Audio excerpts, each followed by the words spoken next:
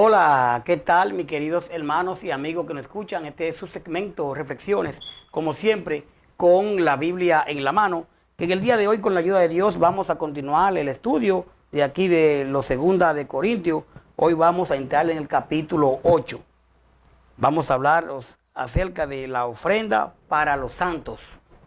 Y vamos a recordar que un estudio anterior, en primera de Corintios 16, 1 y 2, hablábamos de los ejemplos bíblicos que tenemos en cuanto a los motivos autorizados para las ofrendas.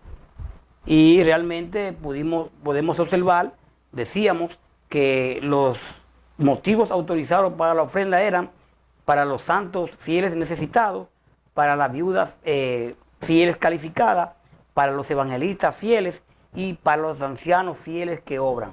Esos son, ¿verdad?, los fines autorizados para la ofrenda.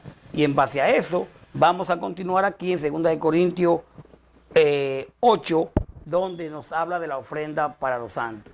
Y le pido que si usted no ha visto este estudio, lo tenemos en 1 de Corintios, aquí en YouTube, 1 de Corintios 16, 1 y 2, donde tenemos dos tomas en cuanto a ese estudio. Entonces hoy vamos a hablar de lo que es las ofrendas para los santos, como vemos aquí. Vamos a empezar en el capítulo 8. Dice la palabra 8, 2 de Corintios 8. Asimismo, hermanos, os hacemos saber la gracia de Dios que se ha dado a las iglesias de Macedonia, que en grande prueba de tribulación, la abundancia de su gozo y su profunda pobreza abundaron en riqueza de su generosidad.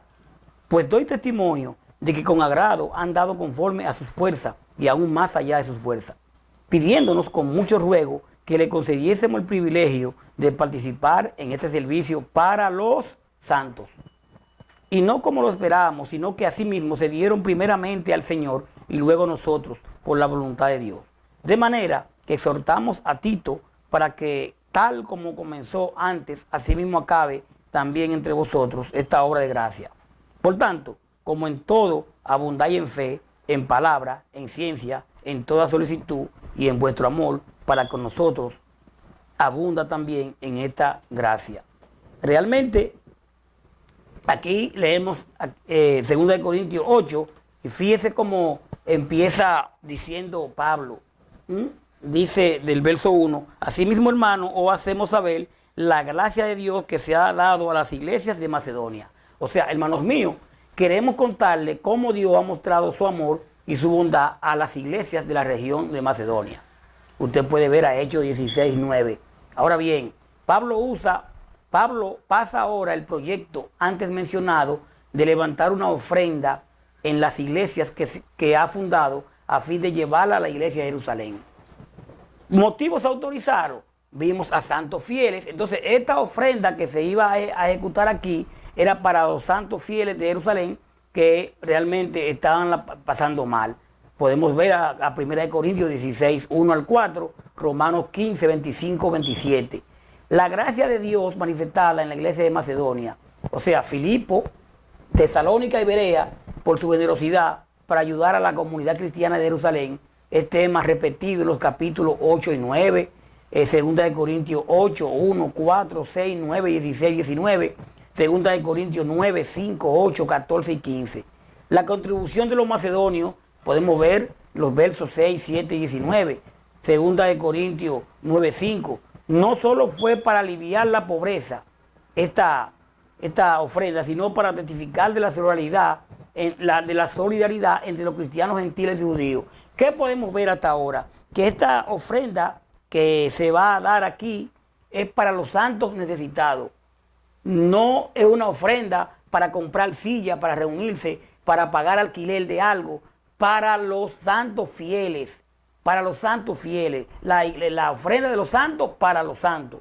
Entonces, Macedonia y Acaya, donde estaban ubicadas en la ciudad de Corintios. 2 de Corintios 1:1, 2 de Corintios 9:2. Y realmente Pablo menciona a los macedonios varias veces en estos dos capítulos. sabiendo que los corintios se sentirían obligados a actuar a causa de la comparación. El apóstol apela a esta natural motivación con otros, pero también ofrece otras razones para ofrendar generosamente, como podemos ver en los versos 8, 9, 14 y 2 Corintios 9, 6 al 12. Dice el verso 2 del 8, que en grande prueba de tribulación, la abundancia de su gozo y su profundidad y su profunda pobreza abundaron en riqueza de su generosidad.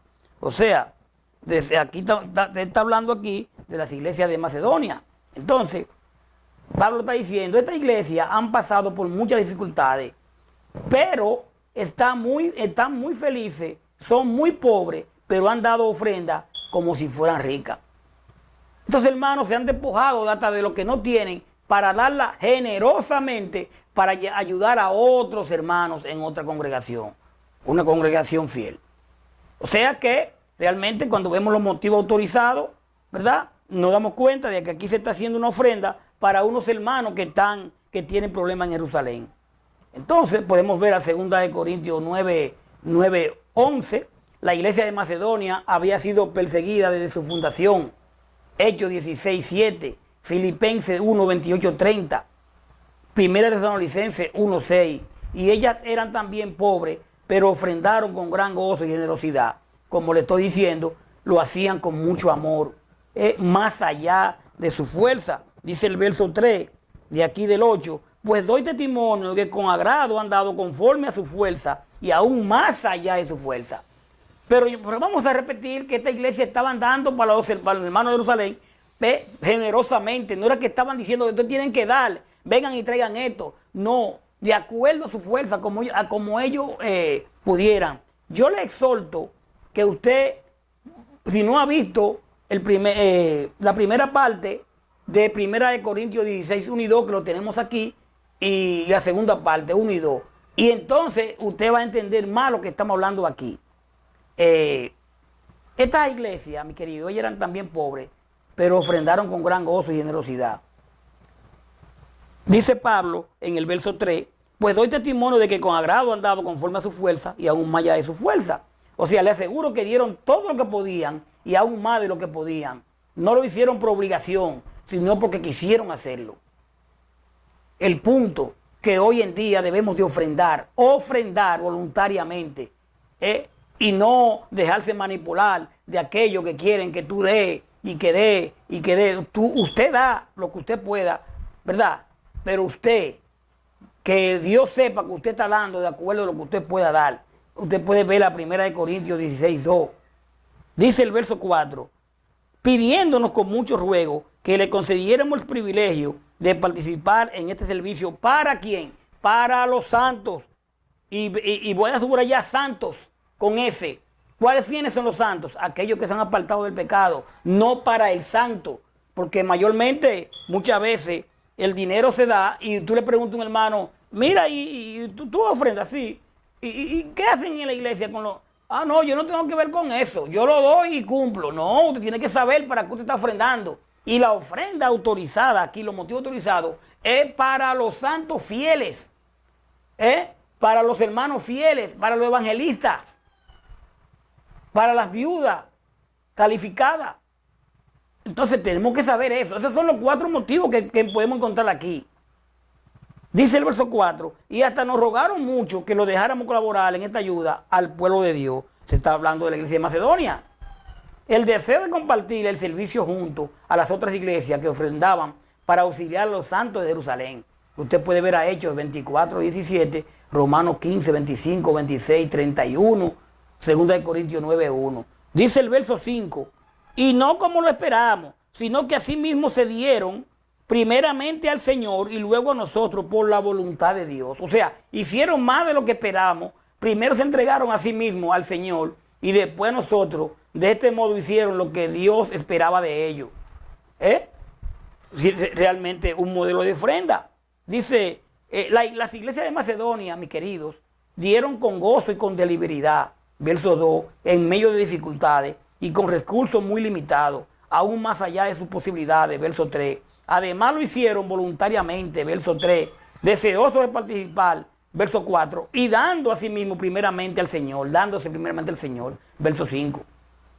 Dice el verso 6 aquí, de manera que soltamos a Tito para que tal como comenzó antes, así mismo acabe también entre vosotros esta obra de gracia.